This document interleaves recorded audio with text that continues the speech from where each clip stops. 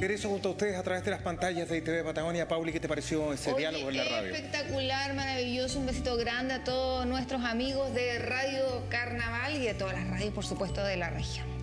Bueno, vamos a tomar contacto ahora con Beatriz Zapata. Ella es presidenta nacional del Colegio Médico Veterinario. El tema es el bienestar animal en el manejo del guanaco. ¿Qué te parece, Pauli? Sí, exactamente. Entonces, ¿usted saca el jugo ahí el tema de las arenas? A ver, vamos a ver si podemos entrar en diálogo con Por favor. Beatriz.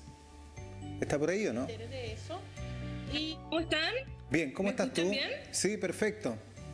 Ahora sí te Muy bien, escuchamos bien, muy Beatriz. bien. Bienvenida a Una Mañana en Familia. ¿Cómo estás?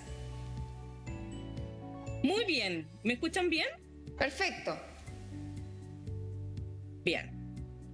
Beatriz, hablemos un poco acerca de lo que acontece con un ser que es endémico de nuestra zona y uno piensa además acerca de lo que acontece incluso en otros lugares del país, como es el bienestar animal en el manejo del guanaco. Ese es el tema que hoy día nos une en el diálogo. Claro, sí. Bueno, en realidad la realidad, repetí la palabra, en realidad las condiciones en que está el guanaco en Magallanes son muy distintas al resto del país. Yo soy magallánica, ¿eh? Tengo acá mi tazón, no se alcanza a ver. Soy magallánica y realmente cuando vivía en Magallanes, antes de venir a estudiar a la universidad, nunca templé algo particular del guanaco, el del guanaco en Magallanes. Pero resulta que el tamaño de la población es la más numerosa de todo Chile y hay lugares en el país donde no se encuentra el guanaco. Entonces, la verdad es que en nuestra región la situación del guanaco es bastante distinta a otras partes del país. En Tierra del Fuego la población es la más numerosa por lejos y el problema es que está en una isla. Entonces eso hace que, nadie puede entender cómo llegó el guanaco ahí y además que no tiene un depredador natural, ¿ya? Como otras especies. Diferente la situación en Torres del Paine, en los alrededores de Torres del Paine, en que la población es muy numerosa, pero hay pumas. Y el puma es un controlador natural de la población. En otras partes de Chile la población es más pequeñita, pero sí está ubicada en lugares donde causa mucho conflicto con la ganadería. Por ejemplo, en la región de Valparaíso han tenido los productores, los agricultores, los ganaderos han tenido muchas dificultades con los guanacos porque a consecuencia de la sequía, que las condiciones no dan como para mantener la ganadería, la agricultura y también el guanaco. Entonces, que es una especie Ya me había nativa. dado la abstinencia. Entonces, las distintas condiciones también determinan distintas situaciones para el manejo. A ver, con respecto a lo que acontece a nivel patagónico, visto desde ese punto de vista, es la provincia de Santa Cruz en Argentina la que tiene la mayor población de esta especie y que en Argentina obviamente marca las estadísticas más abultadas. Situación que no está exenta de la propia realidad que acontece en Tierra del Fuego, bien lo decías tú, porque el guanaco no tiene un depredador de carácter natural, no existen pumas en Tierra del Fuego, que eso ha sido que de alguna manera, pero ha permitido incluso preservar campos y praderas de una manera muy prístina, debido a que el guanaco no come raíces, sino que se alimenta del pasto y va como de alguna forma genera una poda de manera muy superficial. Entonces, no cortan el pasto en comparación con, por ejemplo, lo que hacen las ovejas, que arrancan además este producto, lo que hace que además se genere mucho más rápido o pueda tener un alimento. El promedio de edad va entre los 15 y los 20 años, si mal no me equivoco. ¿De lo que vive en guanaco? Exactamente, mucho más que lo que vive una oveja. Y además, por tener unos cojinetes muy especiales en sus manos y patas, no sé si está bien dicho esto y me vas a corregir tú, hace que sean menos, impacten menos en las praderas y en el suelo. ¿Estamos en lo correcto o más o menos? Sí, es así. De hecho, claro, el guanaco no arranca. Cuando come va mordiendo el pasto y además, si bien es bastante selectivo, pero también es bastante oportunista. O sea, lo que hay disponible lo come. O sea, como muy noble. Y sobrevive Y mucho a un eso suelo hace seco que incluso. sea ¿Ah? muy exitoso. Es un superviviente Sí, de las repente crisis hídricas. Bueno, claro, cuando uno dice, bueno, ¿qué está acá? Claro, come los brotecitos que se ven como entre el coirón, la pampa, de repente hay brotecitos debajo del coirón, o a veces cuando están semillando, también se comen las semillas de los pastos. Entonces, por eso es que igual es tan exitoso. Eh, y justamente sus patitas tienen un cojinete plantar, que eso es único. Único. Yo soy profesora universitaria y cuando los estudiantes están acostumbrados a ver las patitas de las vacas, de las ovejas, que son unas pezuñas, Sí. y cuando yo le muestro la foto de la patita de los camélidos, todos los camélidos, o sea, alpaca, llama, vicuña, guanaco, que tiene ese cojinete a plantar, como el cojinete que tiene, qué sé yo, un perro, un gato, que es bien particular. Claro, eso es una característica que ha permitido que los camélidos sudamericanos puedan vivir, reproducirse, desarrollarse en ambientes muy marginales. O sea, uno encuentra camélidos a 4.000 metros sobre el nivel del mar, que es muy raro encontrar otro mamífero de la envergadura de un guanaco que pesa 120 kilos. O sea, imagínense, es muy grande. Y eso se debe a ciertas características, adaptaciones que tiene, tanto morfológicas como fisiológicas, que permiten la vida de estos animales en situaciones bastante extremas. Por ejemplo, en nuestra zona, que es más fría, tienen una doble capa de pelo. Y justamente ese pelo es el que también ha despertado mucho interés para utilizarlo, porque es un pelo muy fino, muy fino. Tiene esa doble capa que uno ve de repente ese color rojizo es de los pelos más gruesos, pero bajo eso tiene como parece como algodón, es muy blandito. Y ese es el pelo muy fino, que está o sea, es la vicuña y luego el guanaco, en finura. Ahora, En la zona están acostumbrados de la finura de la lana de oveja, Sí. pero la finura de la fibra del guanaco es mucho mayor que la lana de oveja. Ahora, ¿cómo poder generar un impulso en una economía en la cual esta especie, de alguna manera, también se pueda controlar con respecto a lo que acontece con la proliferación en materia, no sé, por ejemplo, nuestros pueblos ancestrales, hablamos de Onas en este caso, Tenlam, en Tierra del Fuego, se alimentaban de la carne y se vestían de la piel del guanaco. ¿Cómo poder generar una economía en torno justamente al guanaco, ayudando también así a controlarlo? Claro. Mira, yo sé que el tema de la caza no es muy bien visto. O sea, no, claro, se entiende. Tenemos en general una mala percepción de la caza, pero una cacería legal, controlada, no es una mala opción para el desarrollo. Pero tiene que ser una estrategia que esté dentro de otra más grande. O sea, una estrategia de valorización del guanaco y también de dar otras alternativas.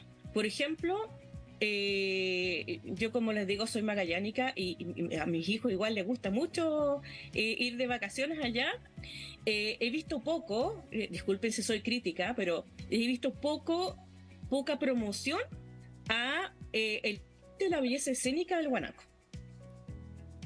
Sí, por ejemplo, veo muchos letreros de cuidado con el cruce de animales, cuidado con el cruce de guanaco, pero para mi gusto, no sé si soy muy fanática del guanaco, el aporte a la belleza escénica del paisaje lo hace todo. Que da el guanaco es... Eso sería una forma de diversificar incluso la mirada de lo que acontece, incluso con la propia naturaleza. Exacto, o sea, por ejemplo, ¿por qué no en actividades turísticas siempre están como más orientadas no sé, las ballenas, delfines, ¿no es cierto? Aves, que hay muchas aves que son propias para la zona, pero ¿por qué no también descubrir las bondades de los guanacos. Y fíjense, hace un par de años, no, un año, un